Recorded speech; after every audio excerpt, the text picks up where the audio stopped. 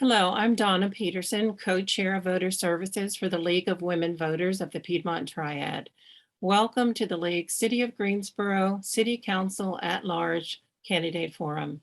I'd like to welcome our candidates this evening and thank you all for participating. And also thank you to all of our attendees for joining us this evening. Just a reminder that this is a forum and not a debate. Our moderator will go into the format for tonight's program after her introduction. Questions were submitted in advance and reviewed, and thank you all for those who submitted questions. Each candidate will be given equal time to present themselves and answer questions. While questions for the candidates have been pre-selected, attendees may submit questions by clicking the Q&A icon at the bottom of their screens. We will ask the candidates to address as many questions as we have time for. Allow me to clarify a couple things about the Zoom webinar platform. Except for the timekeeper, moderator, and our candidates, everyone is muted and you are not on screen nor being recorded. The chat feature is disabled. The forum will be recorded and the replay will be available on lwvpt.org and LWVPT YouTube channel by June 23rd, 2022, 7:00 p.m. Also for our viewers, vote411.org is the League's nonpartisan election website where you can go to find all the latest information about voting, find your polling place, and more importantly, compare candidate profiles. Plug in your address and you can see your local races. Thanks to our voter services team for the hard work in reaching out to all our candidates to make sure they are represented. We always work to achieve 100% participation. And now I would like to introduce our moderator for this evening, Elma Hairston.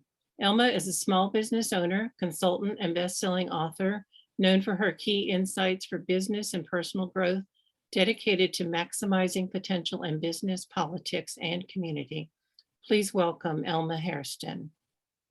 Thank you, Donna, and good evening, everyone. And I want to, first of all, thank you for your participation and allow me to introduce each candidate, and I will outline the rules.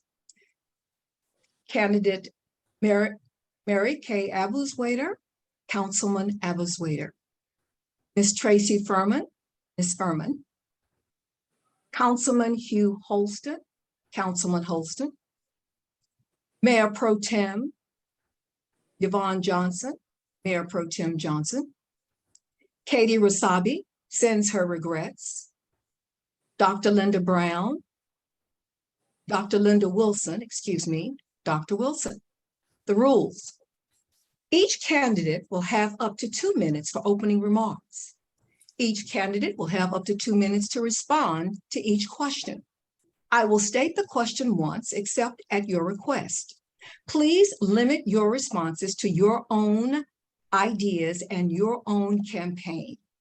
Each candidate will have up to 2 minutes for closing remarks. Each candidate agrees to the public review of the forum by participating in the forum. Each candidate agrees to participate in the candidate forum as stated in the letter of invitation. All candidates will be timed to ensure equal opportunity to speak. Our timekeeper will be on screen and will let you see how much time is left and when your time is over. Please stop promptly when your time is up. I will rotate the order of questioning so that each candidate has an opportunity to start first. We will start with opening remarks. First, Councilwoman Abuzuaiter.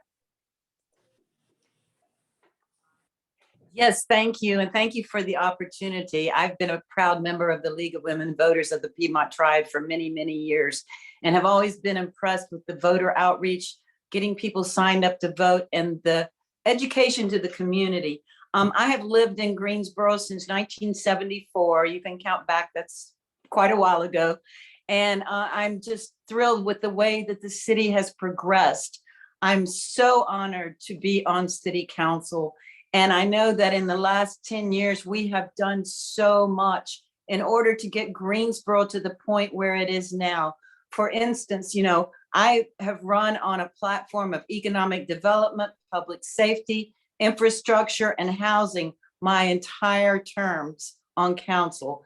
And I have been watching how all of this evolves and how all of those tie into each other. For instance, our economic development, it takes years to get a big company like Boom or a big company like the Toyota battery plant or Publix. And it takes years to go through all of those things. But one major thing that I am very, very an advocate for are small businesses. I was a small business owner myself for 22 years. And when Greensboro was in the height of having our corporations here, our Cone Mills, our Guilford Mills, my business was booming. And that's something that I want to see again with the large corporations coming in, how it can help and affect our small businesses so they can thrive too. Public safety. We have to have a city that is safe. Unfortunately, we are losing who I thought was the best police chief ever. He has retired and gone on to another career. But we need to keep doing the initiatives that he started. The 500 jobs for youth, which keep our youth occupied during the summer, and they are having internships with companies like Ralph Lauren. Oh, I'm sorry, I didn't see the time. That's why I'm here, so I can kind of keep you on task as it relates to the time, okay? Great, thank you. Thank you so much. Ms. Furman? Hi, everyone, and thank you so much for League of Women Voters for putting this on. This is a much anticipated forum. I'm very excited to be a part of it. I appreciate League of Women Voters also putting the booklets together that they used to do, and now it's all online. And I think Voter 411, that's a wonderful website. I've really enjoyed participating in it. So if you don't know me, I'm Tracy Furman. I have lived in Greensboro since I was 7 years old. I went to St. Pius Kaiser in Grimsley. I graduated from Grimsley and went off to college and started my career in accounting up in Baltimore. When I had 2 children, I realized that it is crazy to have to send your children to private school to get a good education. And I knew exactly where they needed to be to get that education, and that was here in Greensboro. So in 2000, I moved back. I have always been a big participant in community organizations, neighborhood associations, and things like that. As soon as I got back to Greensboro, I immediately joined the Dunleith Neighborhood Association in the Historic District. I became the treasurer. I was vice president at one time. I think I was treasurer again. You know, I just could never leave it. And but I've really enjoyed being a part of all of those organizations. I'm a life member of the NAACP. I was the treasurer for the YWCA up in Baltimore. I spent a great deal of time working with communities and have really enjoyed it. And I'm thrilled at the possibility of being able to serve Greensboro in this way. I feel like I have a great skill set for it, and I look forward to talking more about that tonight. Thank you. Thank you. Councilman Holston? Good evening, everyone. And again, thank you to the League of Women Voters for sponsoring this wonderful forum. I will say that when working the polls back for the primary before May 17th and then May 17th, oftentimes voters would come up and ask the question, how can I get more information? And I was proud to share the vote411.org. Many took that information and they took it to heart. They took it back to their cars, they studied, they came back out and they said, I know what I want to do. So thank you all very much for that. I'm a native of Fayetteville, North Carolina. I married up. I married my wife, who is a native of Greensboro. She grew up here, and we met each other in college sweethearts, and we got married. We moved back to Greensboro because this was the land of opportunity, and I just couldn't be more proud that I am. Again, this is Hugh Holston. I'm a member of the Greensboro City Council at large. Back in September 2021, I was appointed by unanimous vote by the council to fill the unexpired term of Michelle Kennedy. I'm running on a platform of 3 pillars: progress, economic development, safety, and engagement. And I look forward to the conversations this evening regarding those topics and many, many more, hopefully. and I look forward to the conversation. Thanks so much. Thank you, Councilman Holston. Your internet is just a little bit wavy. I don't know if you're on Wi-Fi or you're hard-coded, but it was difficult to hear you. So hopefully we can get that adjusted so we can be sure that we are able to hear you. Mayor Pro Tem Johnson. Hi, and thank you so much for having this. I've appreciated and had the greatest respect for the League of Women Voters for a long time. I'm Yvonne Johnson. I was born and bred right here in Greensboro. I went to school here, graduated Bennett College, got my BA degree in psychology and my master's degree from North Carolina A&T State University in guidance and counseling. I have run a nonprofit for over 30 years, and I have been on many, many boards and commissions over my lifetime.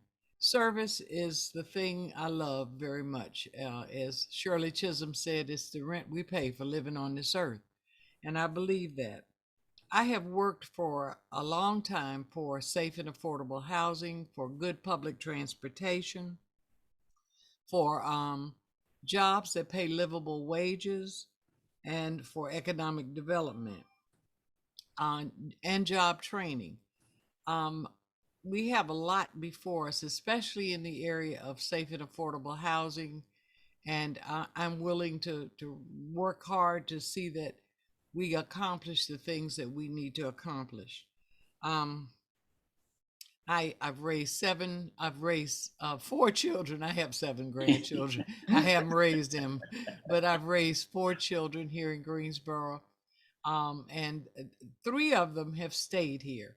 So I'm happy about that. 2 are educators. 1 is the clerk of court, and I have a baby girl in Texas who is a reading specialist. So I want Greensboro to be the absolute best city it can be. And I want our services to be great, but I also want our quality of life to be fantastic. Thank you so much. Dr. Wilson. Good evening, and thank you to the League of Women Voters for having this forum. It is a pleasure to be with you, and I am also a supporter of all the work that you do. I came to Greensboro to attend college, North Carolina A&T State University, fell in love with the city, stayed here, raised my 2 daughters here who are adult women with their own families. I built a career in the clinical healthcare setting and then later moved into the academic healthcare setting at North Carolina A&T State University as director of their student health services, stayed there until retirement. I currently work part-time with Gifford County Schools as director of community and business partnerships. And what I do is I engage community partners to come into our school to help our kids to make sure they're on the right path and to provide needed resources under those circumstances where the resources are needed. I value Greensboro. I love Greensboro. I've been here for all of my adult life, and I am willing to work hard to make sure that Greensboro continue to be the great city that it is. I am a strategic thinker. I do a lot in terms of community work. I work for Gifford County Public Health as on the board of directors. I currently serve as president of the Piedmont Health Serve and Sickle Cell Agency. I am also a member of the American Heart Association. I worked many years on the Commission on the Status of Women and just done a lot of wonderful things in the city. I'm very proud of Greensboro, and I want to work hard to make sure that all citizens in Greensboro have the opportunities that they need to have a thriving and productive life. Thank you so much. And now we'll move into our questions. Affordable safe housing is a significant problem in Greensboro. Many have identified the problem, but few have provided solutions. What are 1 or 2 specific policies that are not currently in place that you will lead the city to adopt to increase the number of affordable housing units in Greensboro? And how would you pay for these? Councilwoman Abuzuaiter. Thank you for the question. I believe that we must first realize, and a belief that we have, that we are in a housing crisis. And the crisis is that we do not have housing available for those who are in our workforce. And I'm thinking anywhere from low income level to middle income and above. A couple of months ago, we only had 80 homes in Greensboro that were actually on the market to sell. Out of the entire city of Greensboro, there were only 80 houses. So for affordable housing, I believe that we are doing a lot. I would certainly change some of the restrictions on developments in the way that they may come forward to the city. We hear a lot of times that there are developers who want to build more affordable housing in the city, but they feel that a lot of the permits and a lot of the regulations are a little bit harsh. We need to really sit down and look at that. I am all for, let's do whatever we can, because we need, especially with the economic development boom we are having, we are going to need thousands of homes for people to live in, whether they live in them to rent or live in them to buy. You know, the city does have an amazing program right now that is trying to get renters into being home buyers. And, you know, this council has been very supportive of that. In fact, we were hoping to have 100 renters go into homes. And what happened is it more than tripled that amount. We were able to put over 370 people into homes. So home ownership is the goal. That is what we want to see. But we also need to make sure that our firefighters, our police officers, everyone from every income level in the spectrum can have an affordable place to stay. One way. Okay. Ms. Furman? This is a great question because we are in a crisis. And so a lot of solutions are going to take some time. For example, updating our zoning laws to allow for more high density building in certain areas of town, and which will also allow for more reasonably priced housing in general. We need to work on backing up. I'm on the Minimum Housing Standards Commission. I'm just finishing up my 3rd year there. And one of the things that the city has not done well, and I don't think that's council's fault, but I think that's something that we need to have some more direction on, or give some more direction on. And that is speeding up the process of the repair ordinances that are sitting out there. We have about 100 houses right now that we have created an ordinance for repair or demolition, and we've not done it. So we need to do that. The last thing is, and this is a little bit different, but one of the things that I think we need to really do is put in a request to the state to make some incremental changes to the law that does not allow for any sort of rent control. And I don't want to free for all rent control, but what I think we need to have is a limit of not raising rent for more than 10% on people who are over 65 and on fixed incomes. They are the ones who are suffering the most. And that is something that could happen fairly quickly if we can get, you know, I mean, it's a big ask, but to get the state legislature on board and work towards making that something that's very quickly done so that we don't have homeless grandmothers. That's really important. Thank you. Thank you. Councilman Holston?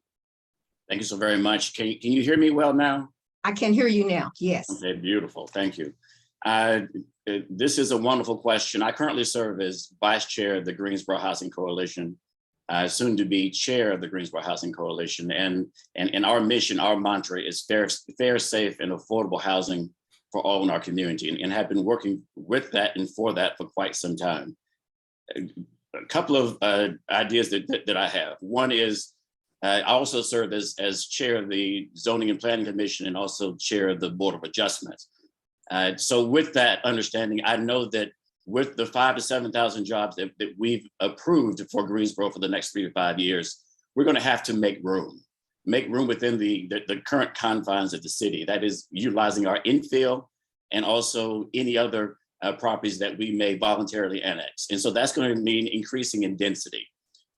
Talking about some ideas, some communities that consist of container homes, accessory dwelling units being allowed, tiny home properties. In other words, getting more dense throughout the entire community itself. Another topic that we need to talk about when it comes to housing is that, well, we can put housing in infill, we can put it in the perimeter, but if folks can't get to it, then we have some issues. So we're going to have to weave in the public transit, the public transportation conversation to make sure that folks can get to their homes and to their jobs and get those livable wages, because it's going to be very, very critical that they have livable wages. And then also, it's also very important to understand that when it comes to housing itself, housing stock is one piece of it, but another piece of it is those other obstacles, whether it may be the mental health, whether it may be livable wages, whether it may be health, access to health. We need to have a holistic approach and make sure that we're taking care of the whole resident so that they can then become that tax-paying owner of a home in our community. Thank you. Thank you so much. Mayor Pro Tem Johnson? Yes, when I interviewed with the realtors, one of the questions I asked them was, when you're building developments with incentives from the city, would you be willing to include a percentage of affordable housing? And they said yes. So that is something I think is important, and that's something we should pursue. The second thing is, we have a number of vacant schools that are not going to be utilized for the schools. We should buy them, and we should contract out for them to be converted into housing. I have seen this done in other cities, and they are absolutely attractive. So those are two of the things I want to work on in terms of affordable housing. In our last housing bond, we've completed over 900 and some dwellings, and we've used the assistance money with many of them, and we have 900 in the pipeline. So I think partnerships with the housing department, because the Community Foundation did partner with the city of Greensboro and helped us a lot in that regard. We should reach out more for partners in these areas, in the area of affordable housing. Thank you so much. Dr. Wilson? Thank you. I think we all have the same passion for affordable housing and safe and secure housing. We all want to make sure that Greensboro is able to pull itself out of the housing crisis that currently exists. And some of the things that I would think we would have in place, I listened to some of the commissioners talk earlier about housing not being available because of maintenance. One of the programs that we could put in place is the city could provide a training program for those young people who are coming out of school who don't want to go to college or haven't prepared to go to college. We could have a training program. That program would allow them to be able to assist with some of the maintenance, but also provide a skill to them and provide a job for them. We also need to look at, as stated earlier, just high density areas as it relates to housing, making sure that there's adequate and appropriate and condensed use of housing, of land that where we are building houses. We need to look at how we are going to maintain those houses and how we are going to ensure that we get feed in and buy-in from the realtors, who are the ones who are, and the builders who are the ones who are building the homes, making sure that they understand and making sure that we can make the process for them to actually build the homes a lot easier and a lot smoother. And that is putting someone in the office that is a little, expanding the office in the city, expanding that office so that they can execute and process those permits much more expediently, so that the delay for building homes is cut down and is minimized. Thank you so very much. We now segue into our next question on transportation. I think I heard that several times. Considering the proposed $15 million bond proceeds and funds from the Biden infrastructure bill earmarked for transportation, how would you reimagine the transportation system for Greensboro by the year 2040 to make it efficient, affordable, and accessible to all corridors from the airport to the mega site and beyond? We'll start with Ms. Furman. Thank you. This is one of my favorite subjects. This is great. So transportation, we need to get to 100% electric buses right away. But we also need to take a really hard look and how our bus system is currently working. It does not meet the needs of our current population. And with the growth that we're about to have, we really need to, and we need to add to it. We need to sort of restructure how the bus routes work, where they go, how many are coming, how quickly they come. All of those things are really important to make sure that people can use public transportation. And obviously getting to the electric buses is very important. One of the other things that I really advocate for, and I would really like to be a part of doing, is making uniform bus stations. Right now, we've got a couple of them that have solar power. There's a beautiful one on West Market Street that's got some art in it. But none of them fit all of the needs. And then, you can be on Battleground Avenue standing next to cars going 50 miles an hour. That's not a safe way to ride the bus. So we need uniform bus stations, bus stops that are covered from the rain and the elements, that have Wi-Fi, that have charging stations, and have kiosks where there's information about what's going on in the city and how we're going to, activities that they can participate in. Now I'm going to be really fast. That's what we need to do right now. For our future, we really need to get a light rail, because that's really the only way to get from the Toyota site to the airport in any sort of reasonable time. And that can be expanded. It can be part of Winston-Salem and High Point. It's a really big idea, but I think it's the way of our future. So those are my two big ideas. Thank you. Thank you. Councilman Holston. Yes, thank you so very much for the question. I want everybody just to sit back and think of a transit system that you want to ride versus you have to ride. One that does connect the airport. It then comes into the city and it connects the other hubs that we have. It may be the entertainment hub. It may be the Greensboro Coliseum. It may be the Tanger Center. It may be educational. It may be UNCG. It may be A&T. It may be sporting. It may be the baseball stadium. But just imagine that you're at your home and you get in your car and you go, you park and you ride, and then you get on that hub that takes you into and wherever you want to go. That is my vision for Greensboro. That's how we're really going to grow. We're going to scale this thing.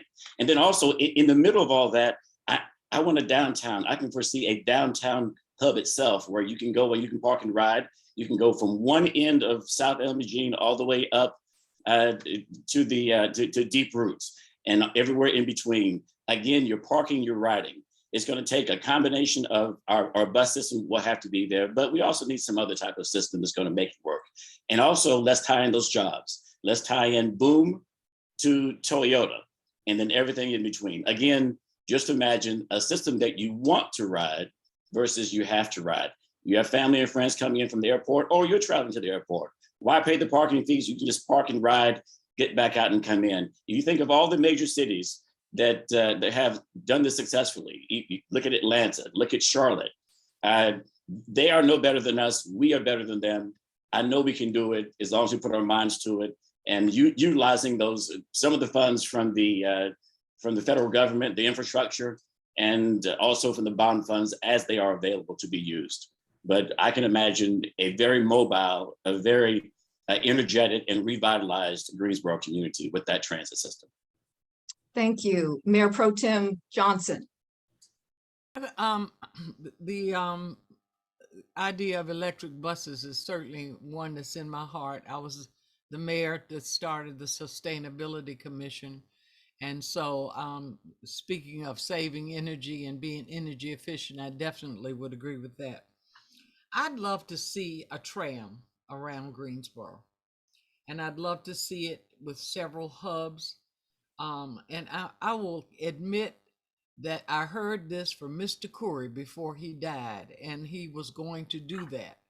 And that always stayed in my mind, and I thought it was a great idea, and I'm willing to work toward that. But I also think as we annex and as we are fortunate enough to receive major industries, before we have them come or before they build out, we need to have a plan for people to get to work on the bus, on big buses, on small buses, depending upon how many in a particular area, and of course all electric buses.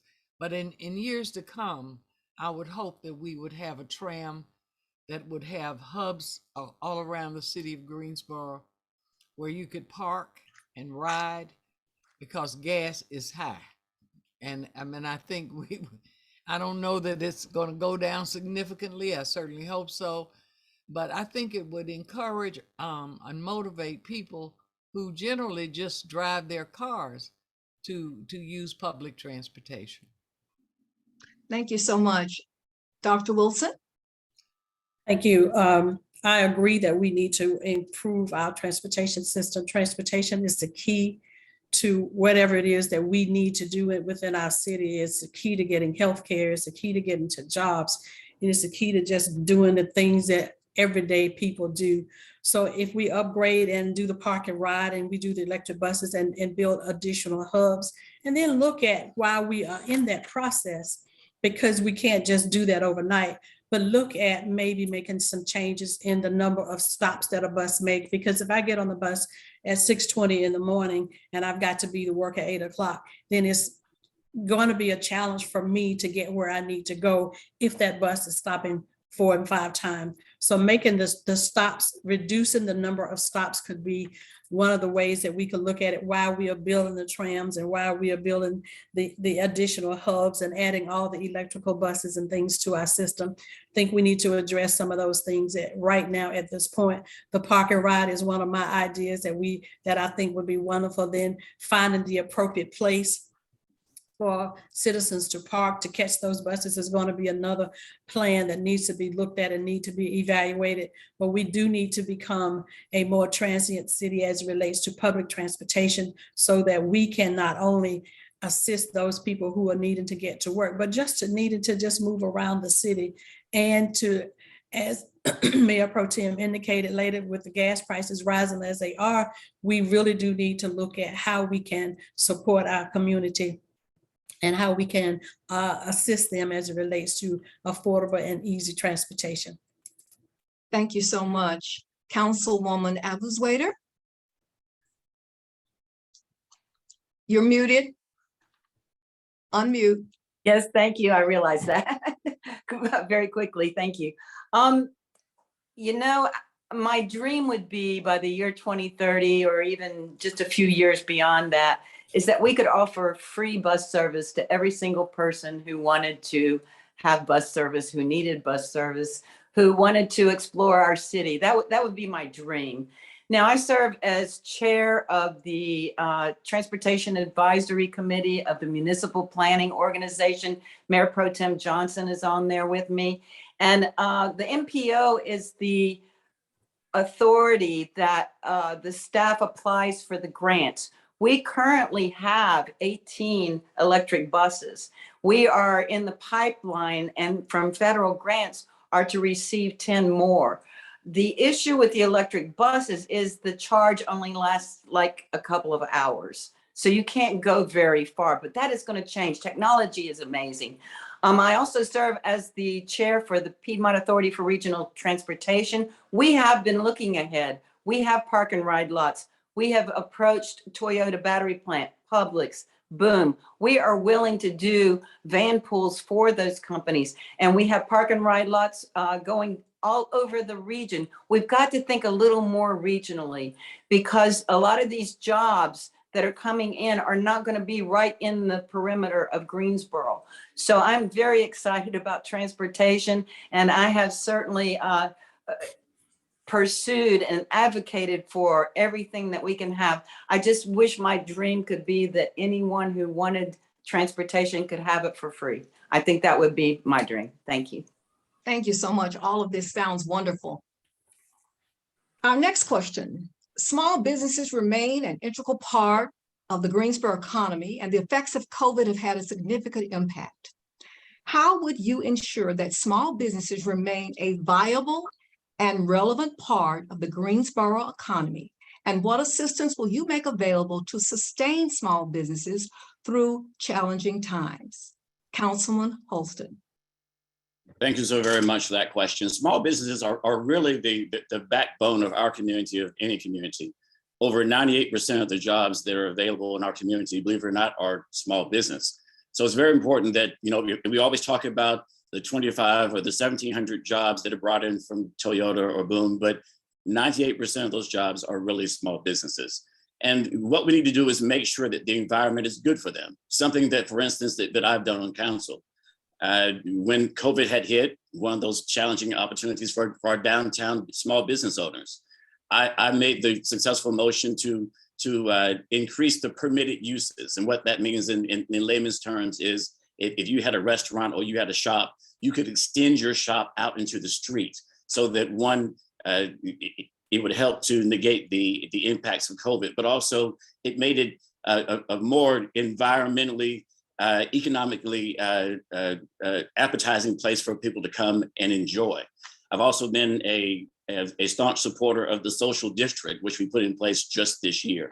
And that's enabling people, if you're in a restaurant and you want to move from that restaurant to a shop and you want to take a beverage with you, that also helps to the revitalization of our downtown communities. So I'm really in favor of those types of things. And also, let's look at moving those from outside of downtown to our other business communities that are out and about in the city, whether it's State Street, whether it's some others. So small business being an integral part of who we are and what we are. A lot of our friends and neighbors are small business owners, and I am in full support of them and their activities, even through COVID, by finding good, reasonable ways to make sure that they stay viable. Thank you.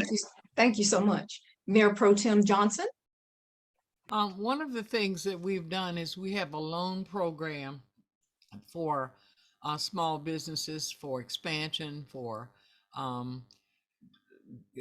renovation, etc. And I would love to see that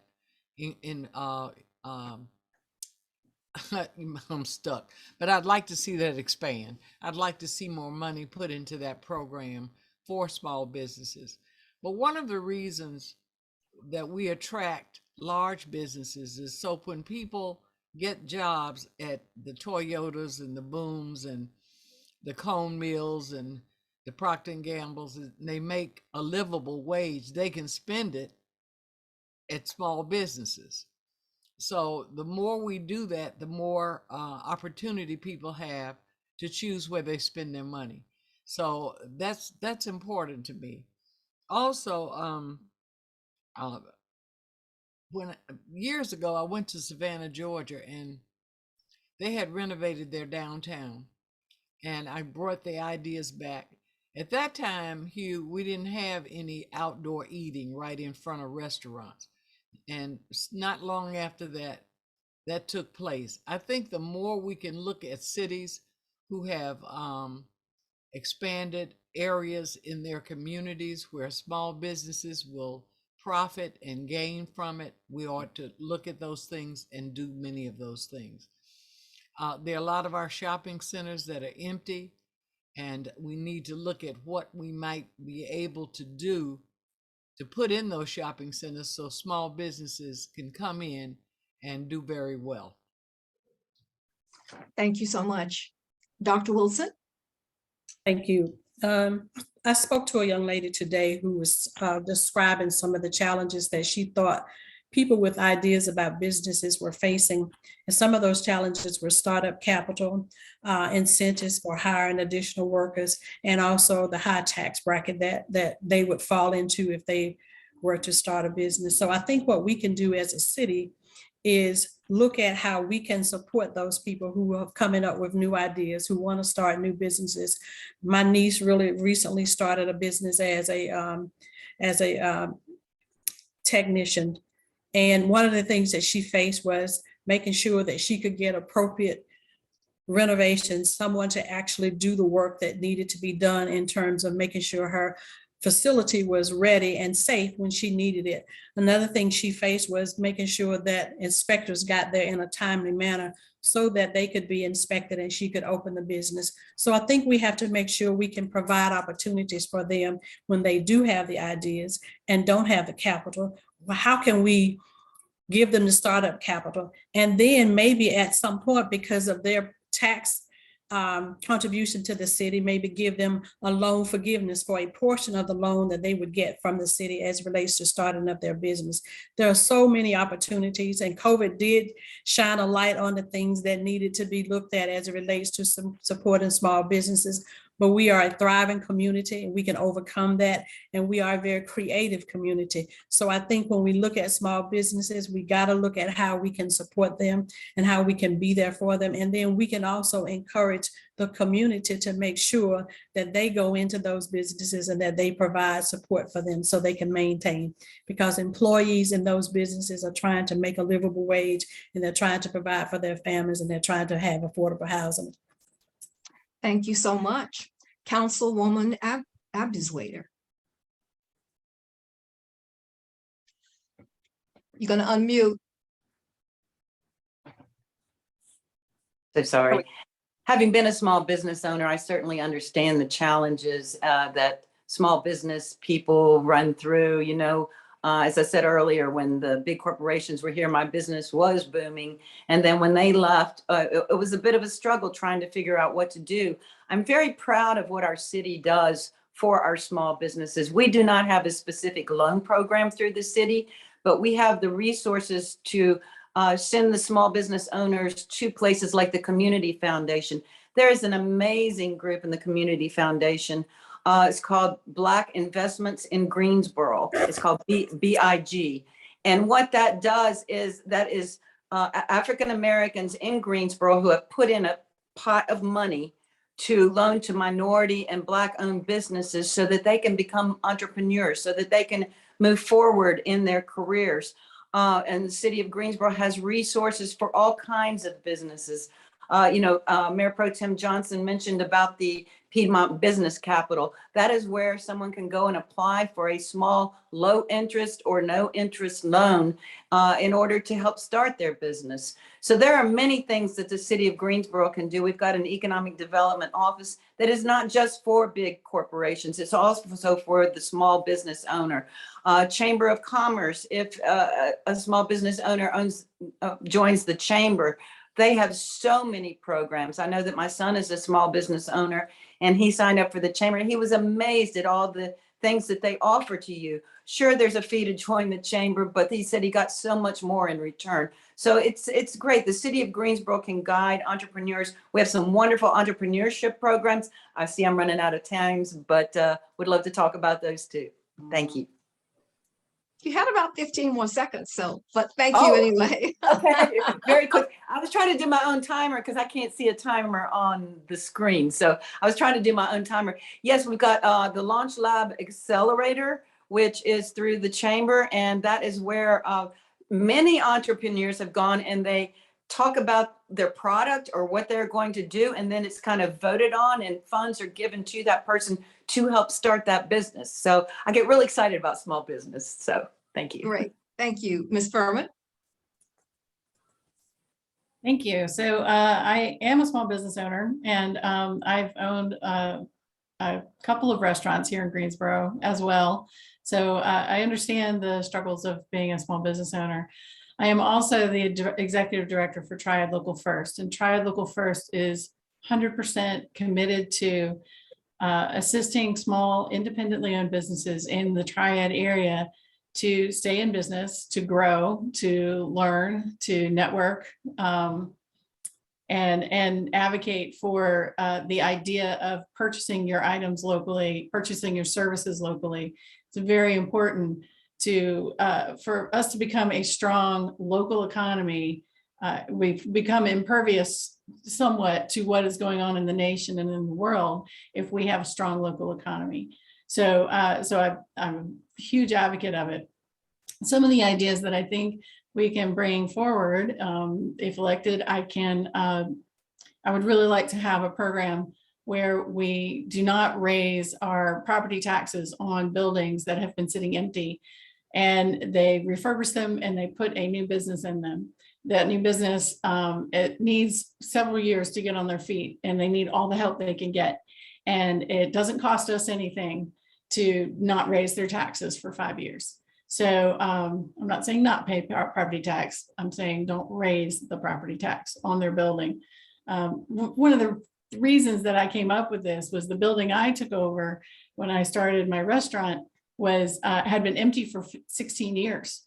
And it had been a law office, and everything, the plumbing, the electrical, everything, the ceilings, everything had to go. And we had to start completely over. There was nothing salvageable.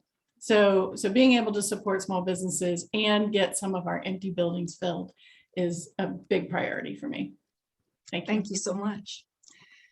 According to the Greensboro Crime Report, week ending June 5th, 2022, the chance of becoming a victim of violent or property crime in Greensboro is 1 in 22. What is your plan to reduce this statistic? Mayor Pro Tem Johnson. Somehow I knew you were going to call on me. Oh, well, it's just your turn. A nonprofit runs the Cure Violence program. It's a program that was originated at the University of Chicago.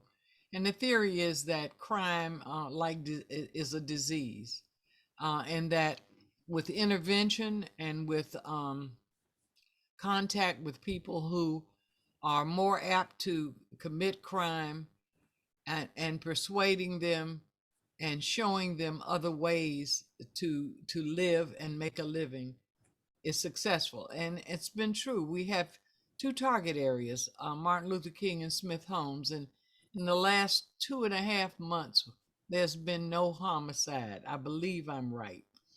The last week there had been none. I didn't check this week. But that's one way.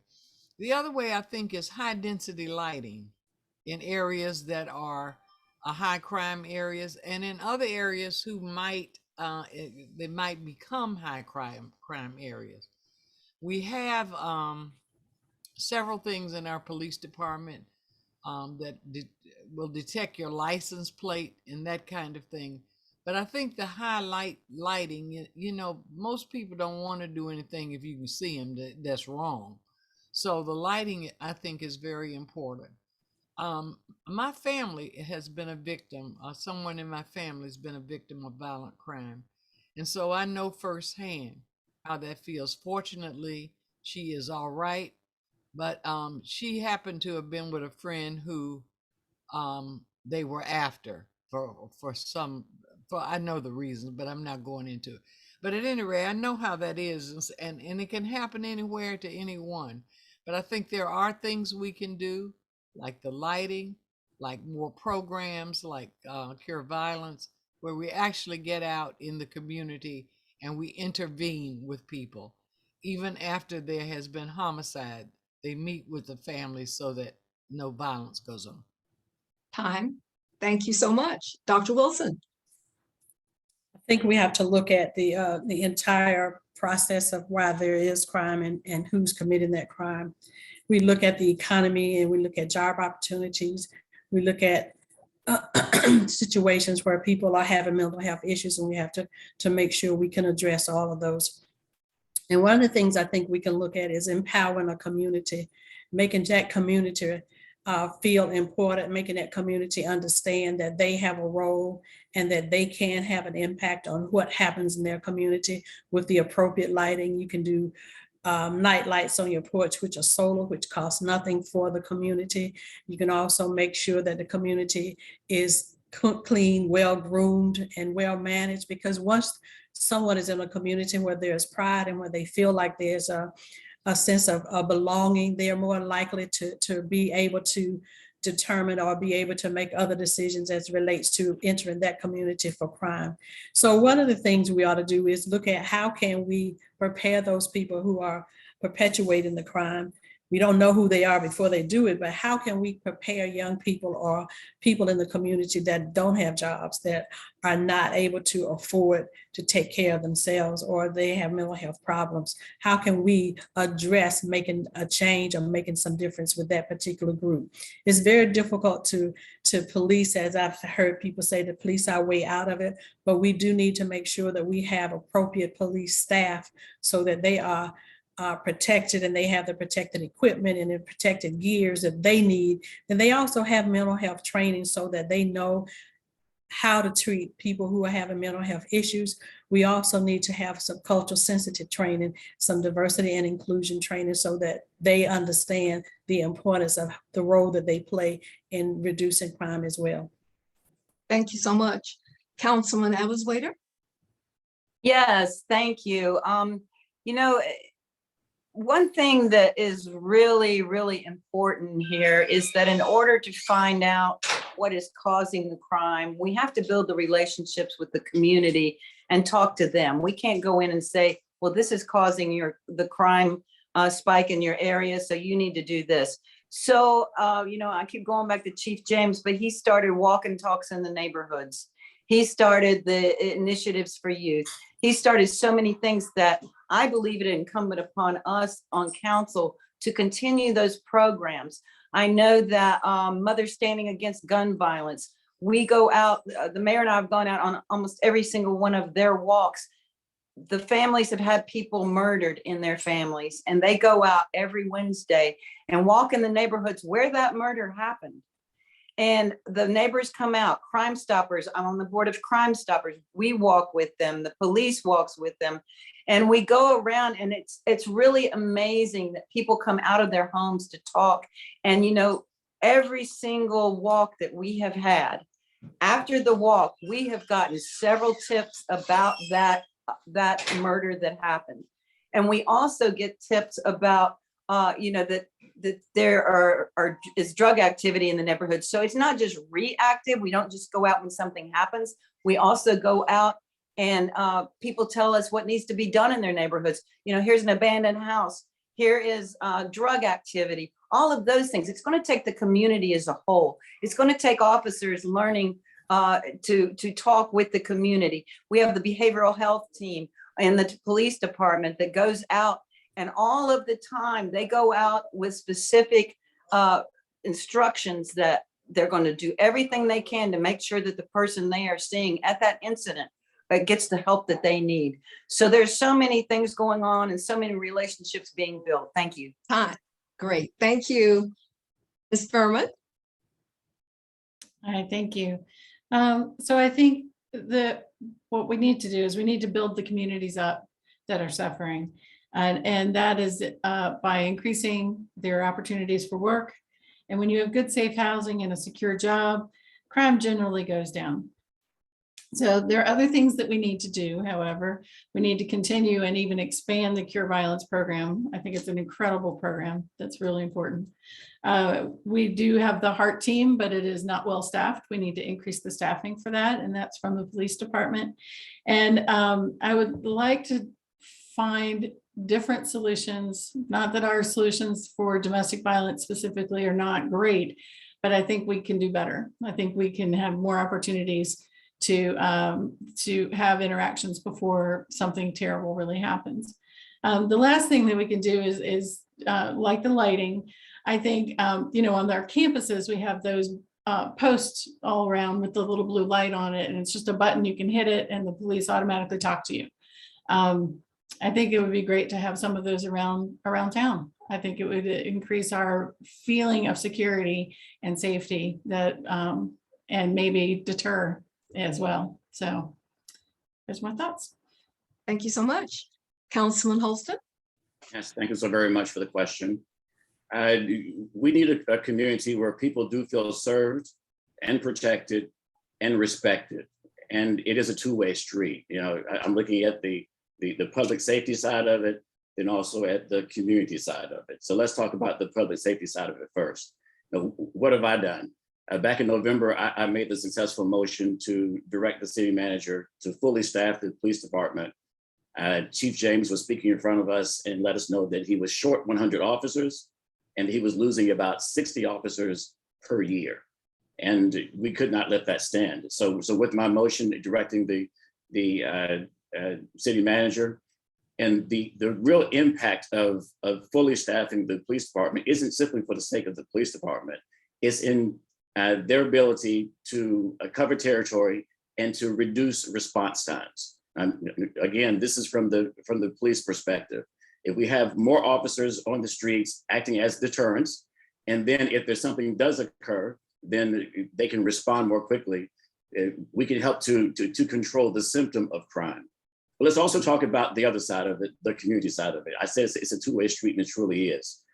We talked earlier about the behavioral response team, making sure that when a police officer shows up, that we have someone who with some mental health training who is there. It's also about the economics of it all. When people have more, they tend to have a buy-in to the community. They tend to do less disruptive things. So very proud about the jobs we brought in. The some 5,000 to 7,000 jobs, bring in an average wage of about $49,000, hopefully for our residents here in Greensboro. We have Chief James's program with the 500 jobs GSO, the summer program. They take kids off the street and give them a professional actual skill so they can take and learn for the future. It's a two-way street. It's our police, it's our community come together, and also we need to have some difficult conversations to make sure that community policing is something that works for both sides. Thank you, right on time. Next question. The final draft of the Greensboro Strategic Plan, February 2022, states a goal of 100% renewable energy by 2040.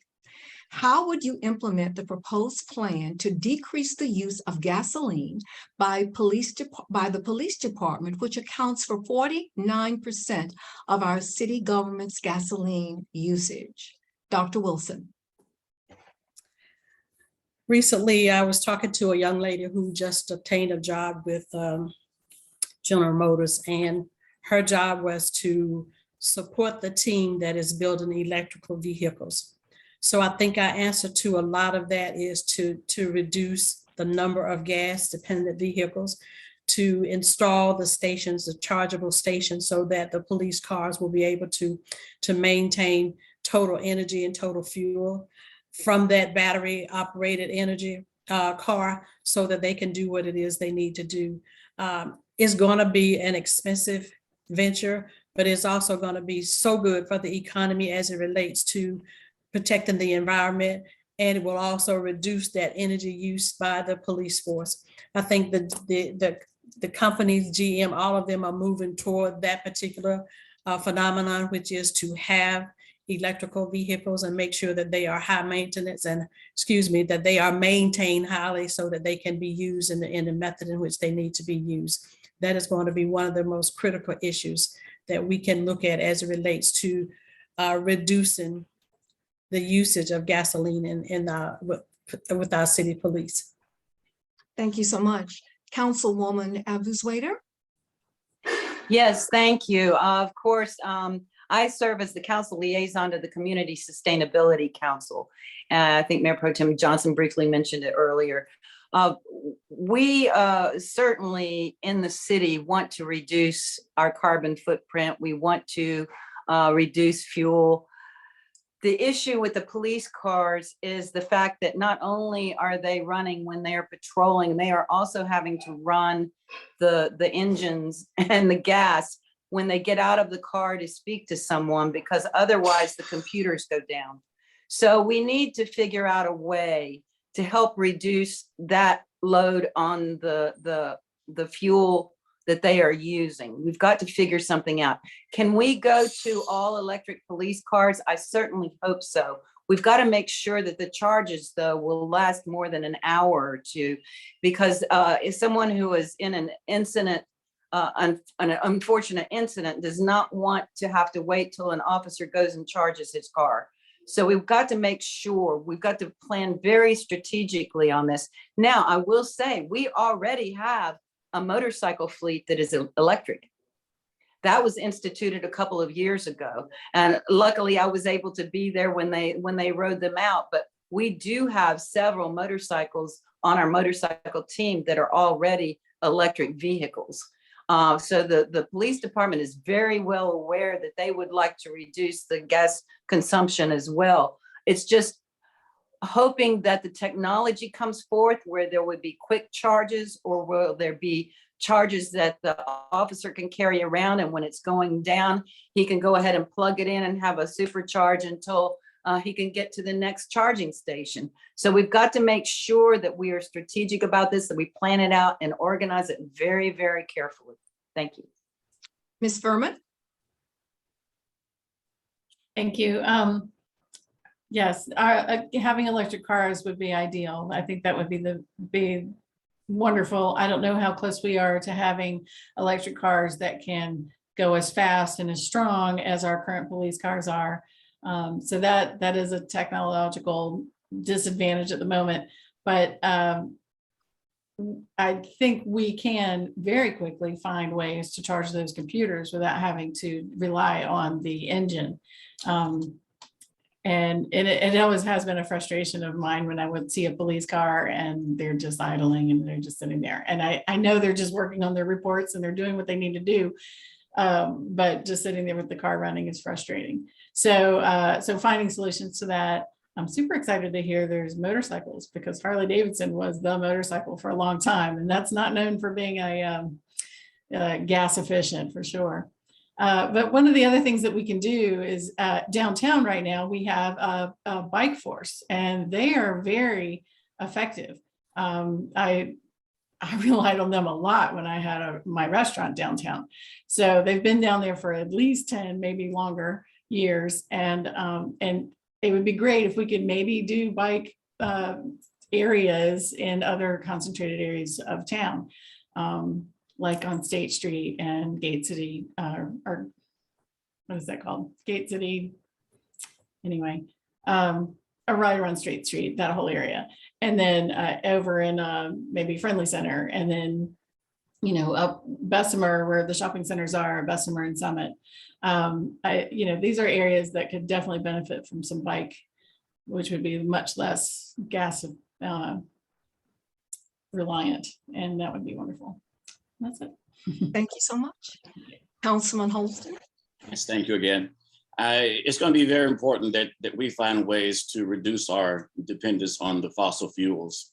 The sustainable, the renewable energy sources are the energies of the future, which is one of the reasons why we have, and we're so excited about having the Toyota battery plant come in at the mega site. So I share some of the concerns about the electric vehicles for the police officers because of the charging range. I know people who have those, and some of the ranges range from 200 to 400 with the 30, 40, hour charge in between. And for public safety, that does represent some challenges. What we do need, though, is to make sure we keep our eye on the technology, like with a microchip, doubling every 2 to 3 years. We'll find the same thing with this type of technology, which leads me into what we need to do. We need to invest. We have some of the best colleges and universities in the world right here in our midst. And we have some of the brightest students here with them. We can leverage those students and those universities and those curriculums, much like we have, we have our own product here, Jeff Foster, Core Technologies. We can invest in the students, we can invest in those businesses and help to drive that technology window so that we can get those things that we need. We also need to look at other, outside the police department itself, there are other opportunities for us to leverage renewable, sustainable energy. For instance, in our landfill, we have the air curtain burner that can be installed that can help to reduce that carbon footprint and not just have us burn and have emissions into the air, just a vapor. It's being done. The Sustainability Council, I've joined those meetings. We talked about it. There's an example down in Shelby. We can bring that example back here. I've suggested taking the community neighbors with us. But there are a lot of good things and a lot of good reasons why we should be investing in renewable and sustainable energy sources. Thank you. Mayor Pro Tem Johnson. I certainly agree with the electric cars. Well, one of the things I've been excited about, and let me say this in reference to electric cars and all of the pros and cons. Yeah, and every time I turn around, there's some new technology with my telephone, and after a few years, I got to get another one. This can be done with electric cars, I am sure. And secondly, we've done a lot in our buildings to reduce our carbon footprint. We've done a lot with lighting, with heating, and every once in a while we get a review. Hugh, I don't think you've gotten one, but Marikay, you can remember that there's several of our major buildings that we are really reducing the carbon footprint. We have got to be ever vigilant about reducing all of that, because one of the reasons I wanted to start the Sustainability Commission is so many of our children have asthma. And the air that creates a lot of that comes from Tennessee. We've sued Tennessee. So we need to do everything we can to reduce our carbon footprint, and we need to do everything we can to reduce the usage of gas. I think working with our Congress folk to incentivize and to fund ways that we can have better usage of electric cars is one of the things that I hope we will do. I'm on the League of Municipalities for the state, and I'm really willing to lobby our state legislators to help us get that done. Thank you so very much. Going to check in with Donna right now in our Q&A. Donna, do we have a question in our Q&A? Yes, we do. So here we go. Ties right into the one we just had. The city is committed to transition to 100% clean energy in city operations by 2040 and recently hired its first chief sustainability officer. How do you foresee supporting this new position and the work of sustainability? Councilwoman Abuzuaiter, you have 1 minute. Thank you. Well, serving as council liaison to the Community Sustainability Council, I will be supporting because I am actually the one who brought the need from the Community Sustainability Council to our city manager, David Parrish.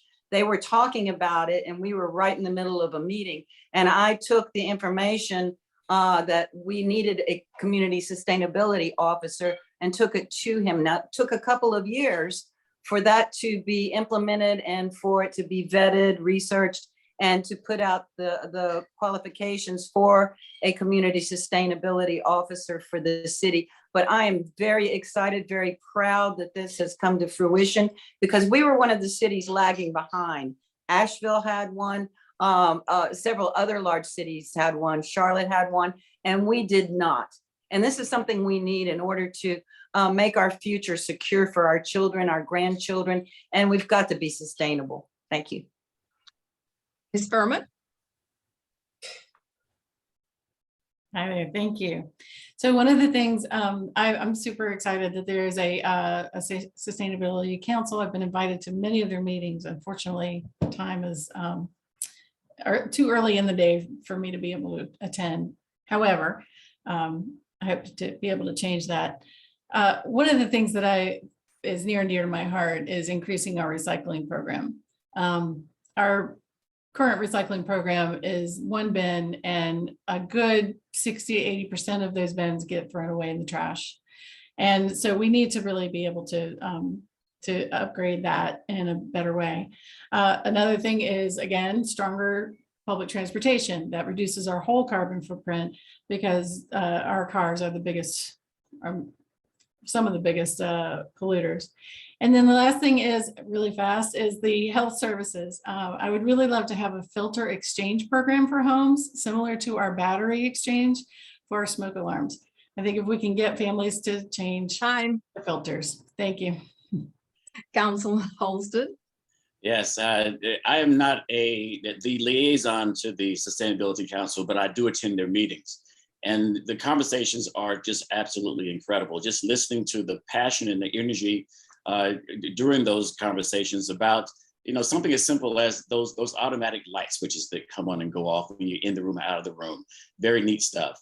There's one gentleman who joined. He was not a member of the council, but he joined as a participant. I had the opportunity to talk with him during that meeting and then contacted him afterwards. And we got him to be a member of the Sustainability Council, and he's bringing so much energy to that. I heard earlier about the recyclables. We need to re-implement a stronger recyclable program. I know that one of the things that we did recently was we stopped collecting glass because it's too expensive. Is it about the expense or is it about the environment and about our health? We need to bring back the glass. We need to make sure that we spend the money to take care of ourselves for the future. Thank you. Mayor Pro Tem Johnson? On the Sustainability Commission, there are brilliant, brilliant people who are very astute at what they're doing and in the area of environmental protection, etc. If they come up with a list of recommendations, I'm going to move it and vote for it. And that's as simple as it can get, because I know they know what they're doing, and I know they've studied the situation, and I know we'll be better off for whatever they recommend. So I would be supportive of what they would recommend us to do. Thank you so much. Dr. Wilson? I think we have to be good stewards of our natural resources. We have to make sure that they are not depleted because of us not taking the appropriate steps that are necessary to maintain a good environment and to protect the environment. Recycling it is really important, and we need to continue to do that and enforce that on every end. As she indicated earlier, a lot of our young people are really, really having difficulty with health problems because they are subjected to conditions that make asthma a high prevalence, a high disease in our young community. So we have to make sure that whatever we are doing and however we're doing to protect our natural resources, that we continue to do it. And if we need to increase that office to additional people, I would be on board to support that, because it is our future, and we are going to have to preserve our future in terms of the economy. Excuse me, the ecology. Yeah.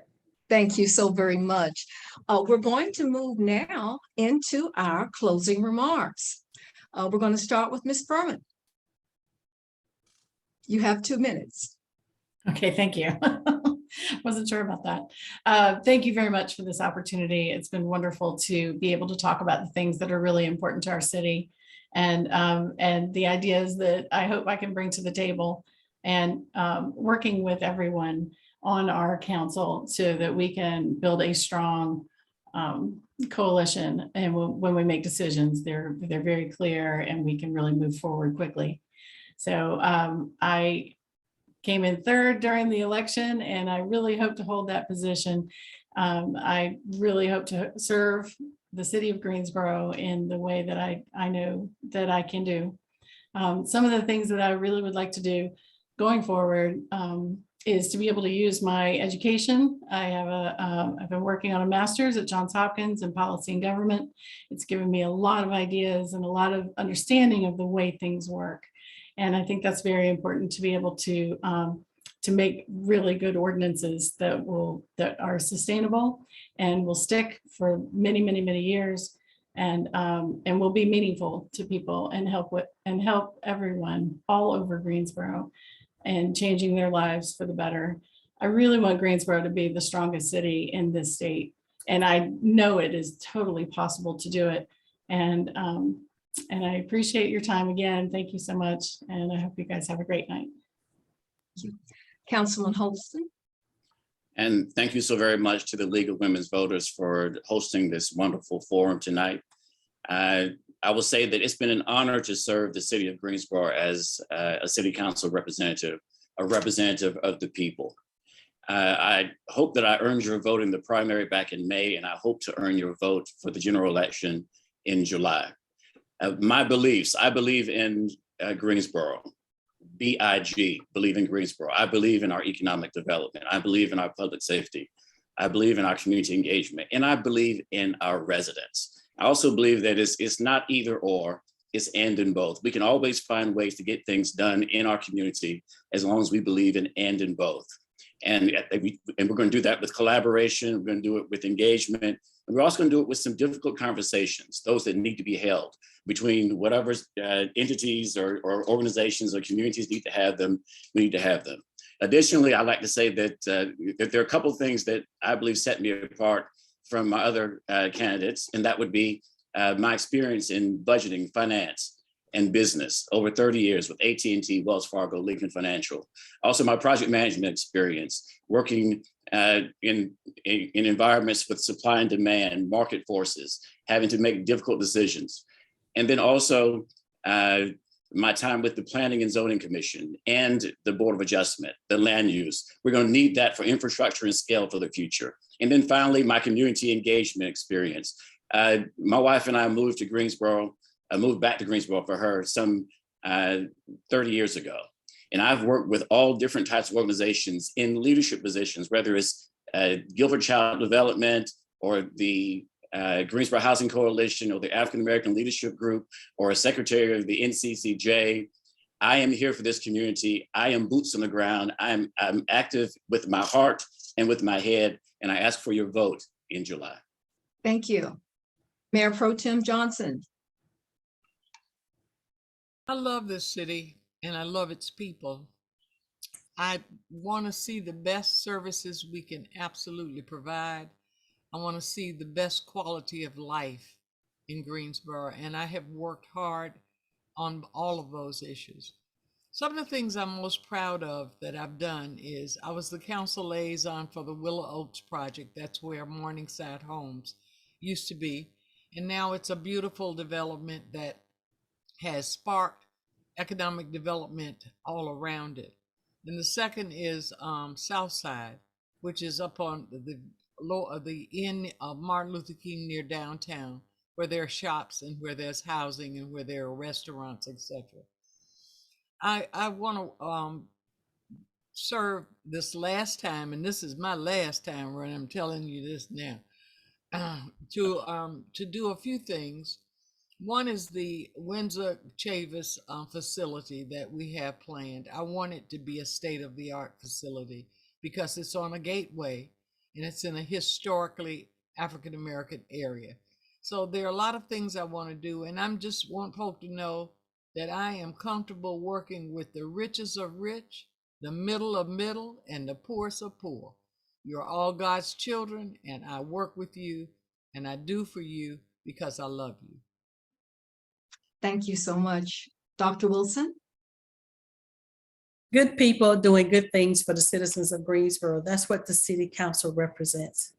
In the next 4 years, next election, you get an opportunity to elect the next 4 years leaders. Those leaders are going to be visionary leaders, leaders that are going to have your interests at heart, leaders that are committed to making sure that Greensboro is a top city within the state of North Carolina. I stand here asking for your vote as Linda Wilson, City Council at Large, the voice we need for the change we deserve. Because I believe in Greensboro. I believe in what can happen to Greensboro. I love the fact that there are so many innovative projects that are ongoing. I know that my skills and my education can help make those projects come to fruition, from electrical buses to sustainability to appropriate transportation. All of that is going to be critical as we move forward and as we progress as a city. I have as my projects, my top 3 projects: economic development, making sure that we have appropriate jobs, making sure that we have jobs that people can obtain.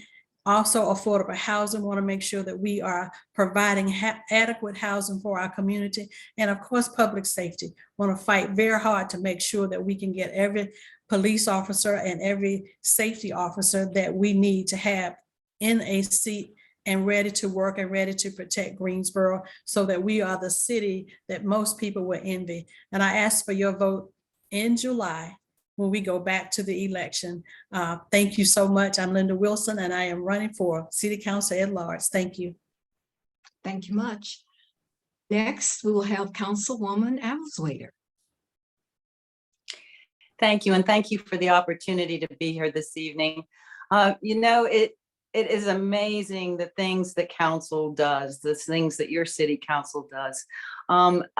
I relish each and every item that comes before us, because I know that that affects someone in our city every single day. What your council does affects you every single day.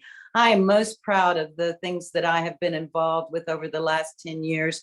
I was asked to be on the planning for the Family Justice Center and pursue that. I'm still on the executive committee.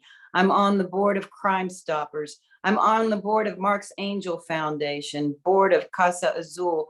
And I do all of these things on a volunteer basis, of course, because I believe that I need to give back to my community and be in my community. I go to all of the neighborhood associations that I can: East Side, Concerned Citizens of Northeast Greensboro, Hunter Hills. I need to be on the ground with the community, hearing what they have to say. What are the challenges they are experiencing? What are the issues? You know, some of the most heartwarming times on city council are when I've been able to help one person get their challenge or their issue taken care of. That is most rewarding. Of course, we have the big picture. It has taken us 10 years to get to the point where the economic development is coming. This didn't happen overnight. This happened after years of strategic planning. The mega site took 10, 15 years to plan, and now it is a success. But it takes those of us who have been on council for a while to know the history of all this, to know how we can move forward, into the future even more successful. So I thank you for this opportunity and hope you'll vote for me. VoteMaryKay.com. Thank you. Thank you all so very much. This has been a phenomenal candidate forum. And, you know, Greensboro is on the cutting edge of technology, education, transportation, and policing. And with leaders like you, we are in great hands. Greensboro is poised and ready to take its place in history to become a city that will be envied by all. I'm talking envied by all in the United States. Ladies and gentlemen, and our guests, this concludes our forum. The replay will be posted on the League's website, lwvpt.org, and LWVPT YouTube channel by June 23rd at 7 p.m. Again, thank you all so much for attending the forum. And remember to connect with Vote 411 for more candidate questions and information. Please vote on July 26, 2022, and early voting starts July 7th, 2022. And I cannot leave without extending an invitation for everyone on this call to join the League of Women Voters Piedmont Triad. Go to our website, see how you can serve. We would love to have you for one of our members. And we're not only for women. Again, thank you so very much and enjoy your evening. Thank you. Thank you. Thank you. Good night. Good night. Have a good evening. All right.